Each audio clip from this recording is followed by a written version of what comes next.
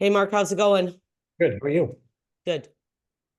So in this video, we're going to cover off some valuable lessons, I think, for some investors, right? When it comes to Landlord Tenant Board, we're going to cover a couple of hot topics on there. And one I really want to focus on, and you're going to go through the article and walk a few points. I want to bring it up now because I know I'm going to forget. This is in the article, it talks about making sure your paperwork is 110% correct and using a paralegal or a lawyer to check it off. So this is going back several years for me on 94 Bentley Crescent. Excuse me. I had a scumbag tenant. They screwed me so good. Went to landlord legal. April Stewart looked after it. And as soon as I mentioned the name, she went, "Oh my God, I evicted them from Peter Street." Oh, fuck. Long story short, we get through the whole thing. The N4, L1, got her to represent me at the tribunal. Guess what was wrong in the paperwork? The It, date? it said 94 Bentley Street. It was 94 Bentley Crescent. We had an order. Sorry, sheriff can't execute this. Street's wrong. Start all over. So I want to mention that heads up because it states that in the article. And can you imagine going through something like that in these times? So I started back over, but again, it was like 6, 7, maybe 7 weeks to that. Now that could be 7 months. So I want to drop that bomb on everybody to make sure your paperwork is done 110% because you Yeah, get. I've heard that too. I've heard that they spelled somebody's name wrong. I've heard that they didn't put one of the dates was wrong somewhere along the lines. Anything at all, and it's done. You got to Done. start all over. Done. Yep. So, okay. That's why my clients, all I just tell them get a paralegal. Don't do this alone. That's before we get into it, folks, if you have investment properties out there and you're going through this, which a lot of people are, do not do this alone. And no matter how experienced you are, do the right thing. Get a paralegal to really coach you through the right paperwork, the whole bit, because it gets to be a disaster. Do Well, it. Mark, and you know one reason I wanted to go over this article. So we've talked about this many times. Landlords reporting increase in tenants refusing to pay rent or leave. But the 100%. one thing um, that is bothering me the most, we're getting a lot of comments about what do you expect? Landlords are terrible. Like we're getting trashed a lot ourselves with some of the things we're saying.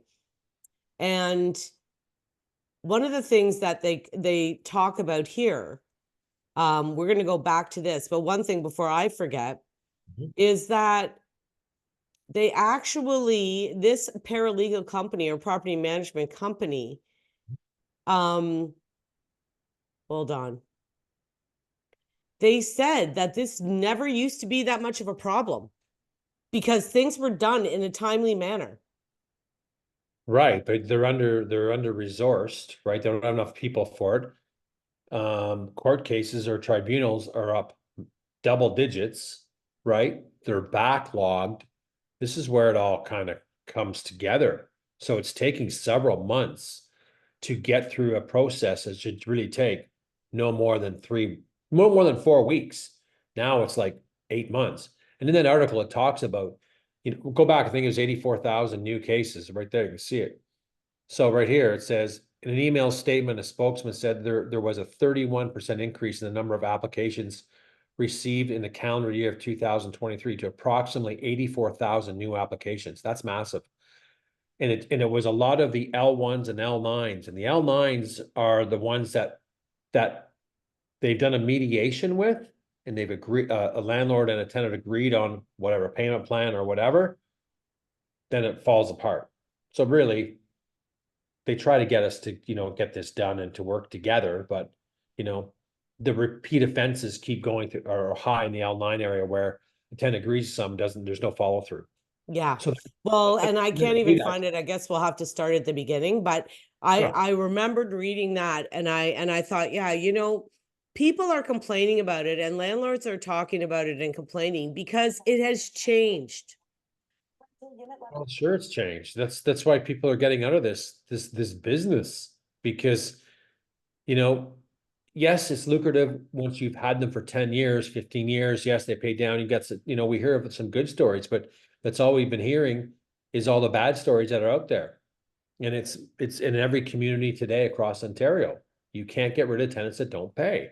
And Well, they, and this is that's a right. tenant, the one that they're talking about in Fergus, this property management company. They lived in the building for years and they just stopped paying last summer. We still did try to work with them to get the rent paid and kind of keep their tenancy. Ultimately, that's what we want to do, is to save tenancies as much as possible. But Why?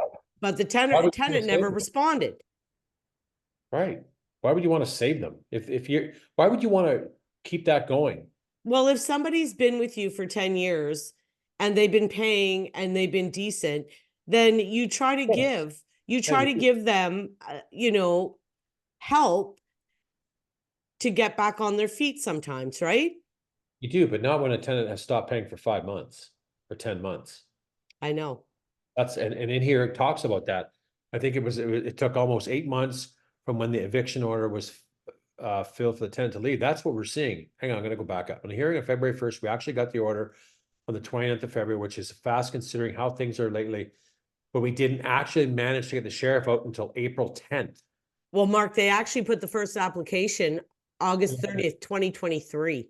Right, They right, didn't get a hearing till February. right. And then April, the sheriffs are back, they go hand in hand. Yeah, the sheriffs are backlogged too. 100%. So they can't enforce them because they're weeks out. You imagine, and I've had my place look like that. I have That to. this is what happens, right? And Yep. we've done a lot of content on this subject because to me, it's a great subject to talk about, and it's always in the news. And I really believe in getting it out there even more. So, new landlords, experienced landlords can, you know, have some experience or get something out of these videos Okay, because this is yes, and this is what this she said. This is not something that used to be a big issue.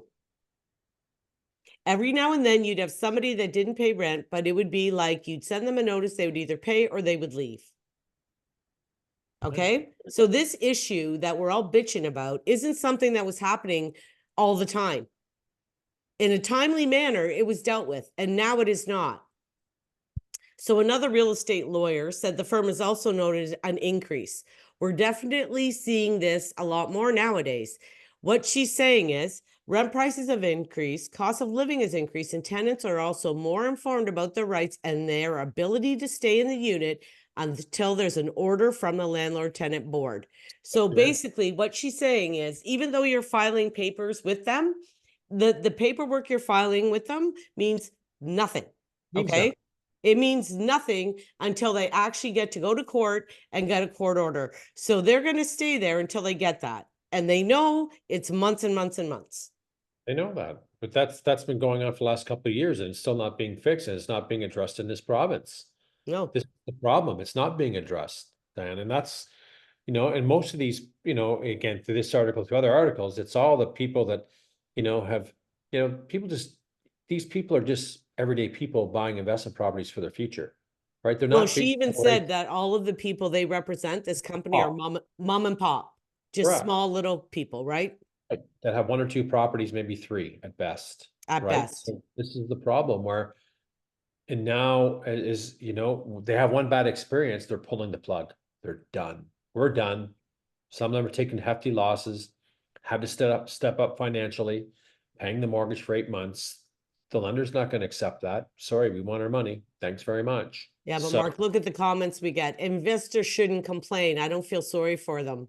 yeah, well, they haven't been on the other side of the foot, so I always shut them ones up because I do. I don't care what and some of these usually are the ones from the tenants that are bad, right? I like some of the good tenants pipe up and say, we've been a great tenant for 20 years and we've never, I love those comments because it's great. But so many of them aren't that and think this is an okay, come to Ontario, live for free. And Yeah. that's the problem. So when we talk about a housing crisis and we talk about, immigration, and we talk about not enough rentals, this isn't helping the problem.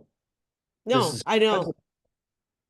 right. That's what I was talking to my one client this morning who's gonna probably sell their investment property. That's exactly what I said. Doug Ford is bitching and saying about all these new things he's going to put into place to increase housing, and we need to increase housing. And what's happening is all they've done is get all the investors, the small people with the upper lower rentals, they're just getting them out of the market. They just stop. They're selling them. They're getting bought up by people that People are moving, living in them. and the ones that have, these, basements that they rented out for years, they sit vacant. You're in one of them right now. You don't rent it out because you No. don't want to do this. Well, It's and like CTV that. News requested an interview with the LTB, but they declined. The number one thing, they just do not respond, right? So until this issue gets really fixed, Okay, and listen to this.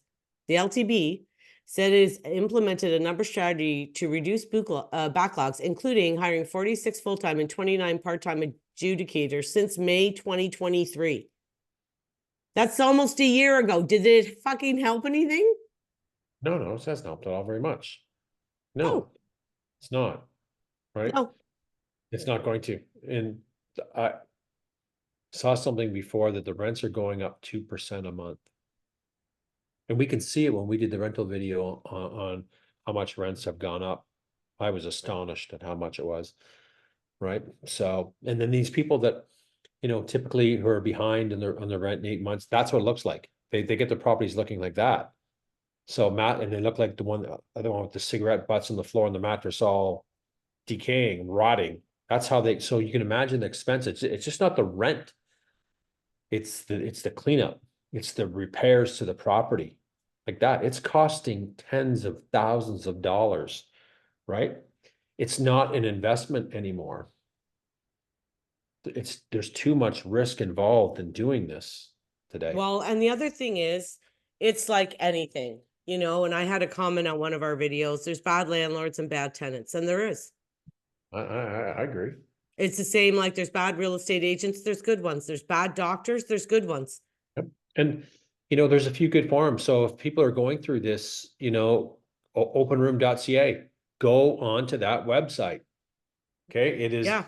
pretty easy to navigate that field and to see if they've had any these potential tenants that you're interviewing or have an application. You can see if they've had any eviction notices or orders from the LTB. It's all there. And they encourage people to post that. So if you're going through a tough time and you have something, they upload the documents. That's the only way this is going to get really solved, and is to educate each other on stuff like this, to work together to safeguard your investments. You got to do it, right? And look how detailed look how detailed rental applications are today. We want to know everything. Well, and you know what's really, really funny about that is some of my best tenants over the years, because I really only have one now, had bad credit. Me too. They were the great.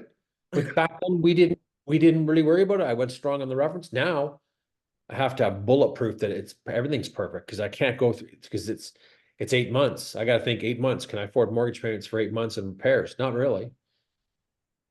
Right. So it's I tough. know. Well, It's and before, like if you got a kid that's just moving out on his own, or he's younger, his credit could look shitty. Mhm. They Good don't luck. even have credit a lot of times, at 23, 24, 25. But he could No. be working at Honda, making good money, be a responsible kid, you know what I mean? Mhm. Yeah. I But mean, he'd be in the weeds now. Forget it.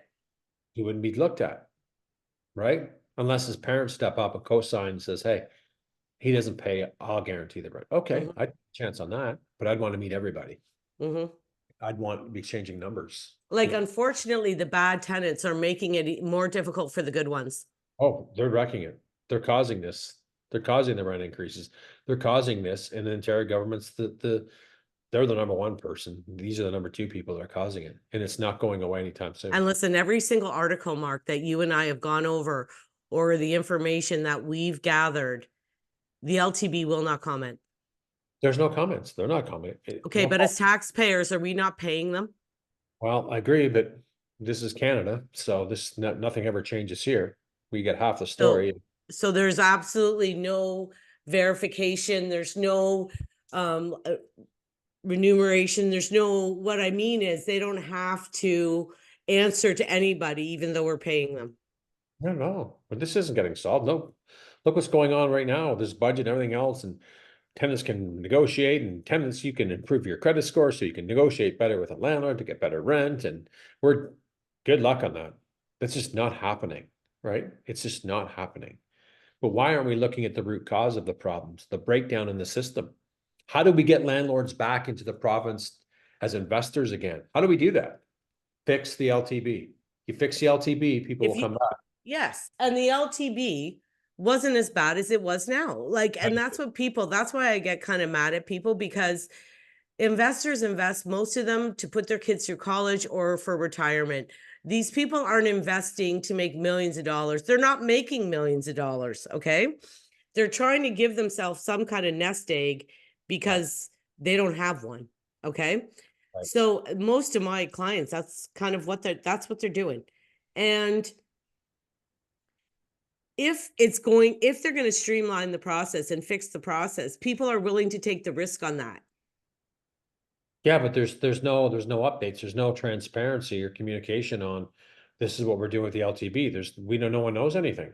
Oh, well, we hired new adjudicators last May of 2023 and it's done shit.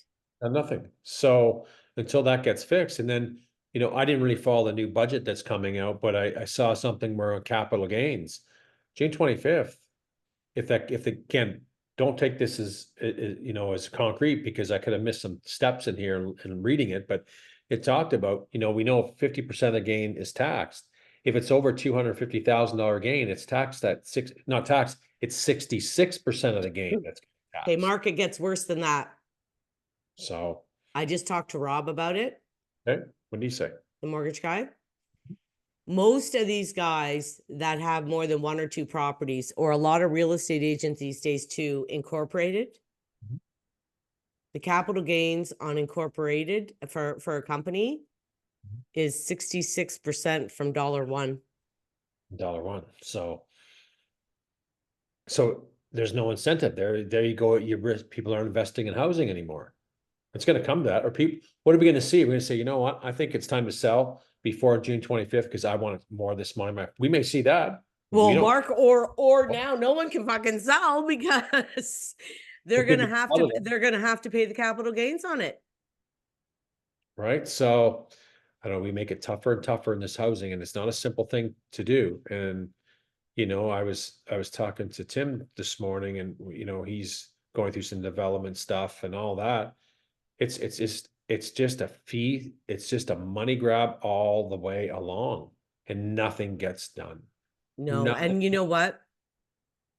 I read the new Ford stuff too, and he's saying that he's going to put the municipalities are going to have more control. Like, that's better. The municipality is just putting fees upon fees. They're the ones holding all this crap up. Absolutely. He can change anything he wants, but each municipality still has bylaws. They still have building departments, development fees, all this other shit and I don't care what Ford says. It's all smoke and mirrors, Mark. It shows that they're doing something and nothing's being done, though. Behind the scenes, nothing gets done. A small group of people know what's going on, in a sense, and the general population really don't. And that's the problem, right? I have clients that have been waiting almost to do like a 4-plex, 6-plex, like bigger buildings, that it's almost been 2 years. Yeah, that shouldn't happen. So there's a 4-plex, there's 4 new apartments onto the market. So anyway, I think we talked this to death. I could talk for about hours, but folks, just make sure the paperwork is done extremely well. Do not do this thing alone. Do not go through the process of finding your own tenant. I get calls all the time. Help me out. My tenant doesn't pay for 5 months. My first question, who selected the tenant? Oh, I did, to save some money. Don't do that. Spend the money. That's the first thing you need to do. Spend the money, get some professional help to guide you through the process. And you know what we've been getting, if somebody has more than one property, even if you have 2 with 4 apartments, get a property management company. Yeah. You have to today. You have to get some that to do it, to rent it out. Let them select the tenants. Let them do it all. Because let's be real, Mark, between you and I as real estate agents, we can help you find a tenant, but then we're out. Yeah. Like, you know what I mean? Like, after the initial thing, like, we don't have anything to do with it anymore. I don't do it anymore. I did it once for an investor client, this is back probably 10, 12 years ago. And I, helped the process and found them to, vetted the tenant well, and in 6 months and wheels fell off the bus. I said, I'm never doing this again because it could impact my relationships with my clients. So I said, you know what? I'll give you advice and help you through it, but I won't be responsible. You have to make those decisions. I'll tell you, how to safeguard yourself, but I always say, get a property manager. Don't use a real estate agent to list your property for lease. I think it's the wrong approach to do. Well, because we only can go off So much. so much. And at the end of the day, we're not paid to go serve N11s or N4s or N12s. Like, once you get the tenant is yours and it's over. That's right. We found them. And again, I don't think real estate agents can do the thorough background in a sense. Yeah, we can ask for a lot of things, but I don't know. Property managers have people that are specialized in that. They have people that are looking for certain properties.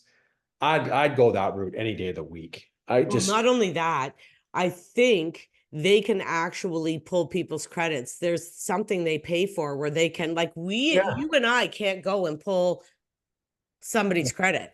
There's lots of agencies out there that offer that service, right? Just Google them. I saw one on my Facebook feed the other day, a sponsored ad about that. You got to pay though. You got to pay, but that's the right thing to do. Pay to pull the credit, right? You need that today. Yeah, but they have to be signed off. You can't just do that.